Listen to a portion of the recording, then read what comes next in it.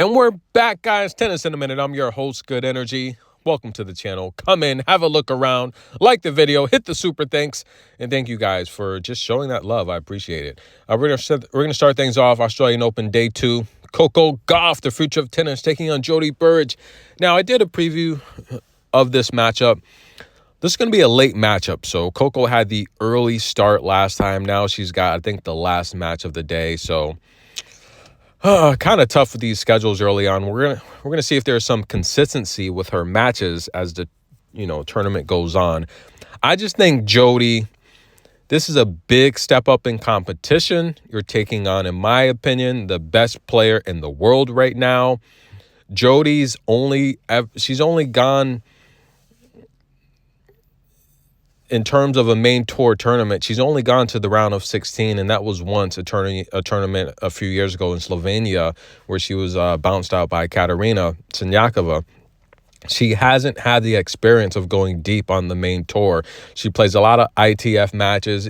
And with that said, she's got 13 ITF championships, nearly split between singles and doubles. She's been over in 25 championships on the lower level.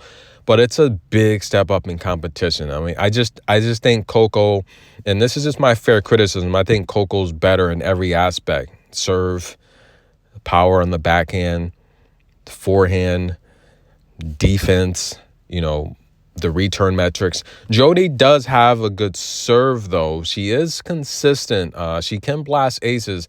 She's going to have to score as many free points without letting Coco touch the ball. For Jodie to be competitive in this match, I think she's going to need at least 10 or more aces, and she just is not what she's averaging. She can, but I think this is a runaway train here, and this is just, I think it's going to be a blowout. I just don't see how Jodie's going to hold serve. Coco's too fast. This is a big stage she's never been on. It's going to be tough. I like Coco to win this match in straight sets, and I think it's going to be a blowout. Christina Bucsa taking on Leylah Fernandez. This is going to be a good match. If Bucsa can extend Leylah, I think Leylah plays her best tennis. She's a baseline bully. She doesn't want anything to get past her. But I think Leylah's just too good. She's been playing the best of the best at the United Cup, and I think she's going to beat Christina Bucsa. Muchova and Osaka. Muchova. Listen, guys. I don't know why Karolina's nearly a 3.5 to 1 favorite. I do think she can present a lot of problems to Osaka, like we saw at the U.S. Open. Just the variety, the short balls. And she has that wide serve like the Czech players. She's going to stretch the court and make Osaka come forward.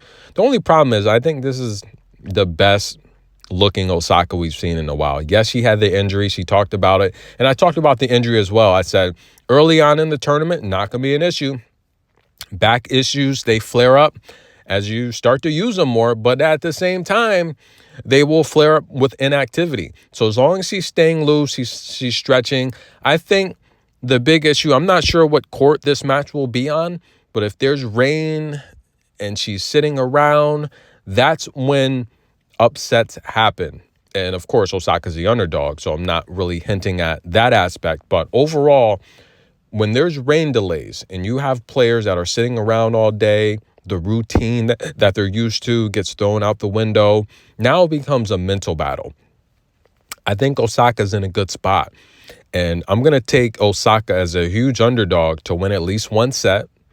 And I'm going to take Osaka to win the match. I think Osaka can beat Muchova. And I think she should beat Muchova. She's in good form. Muchova's going to have to defend, too. It's not a one-way street. And Osaka's got a lot of power. And I think Muchova's I think she's aging, guys. Here's how aging works, especially with tennis.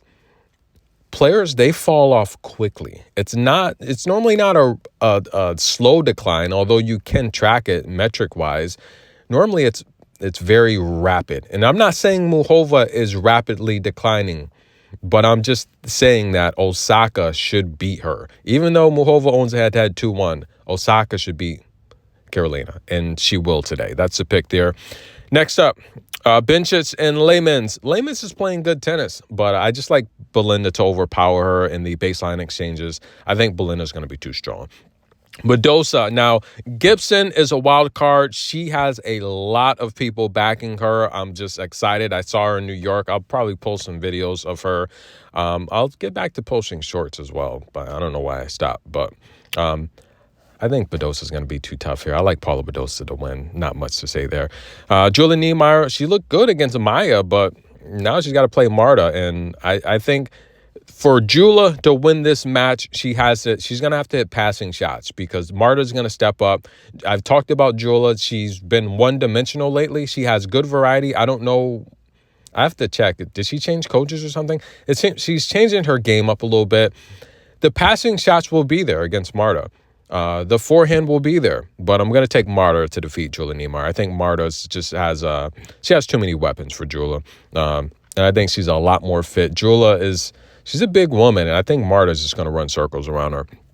Ludmila, I like her to get past Olga Denlovic. There's going to be a big power difference here. If Ludmila can serve well and go to her drop shot, I talked about her drop shot just becoming one of the better drop shots on tour. If she can get to the drop shot, I think she'll beat Olga.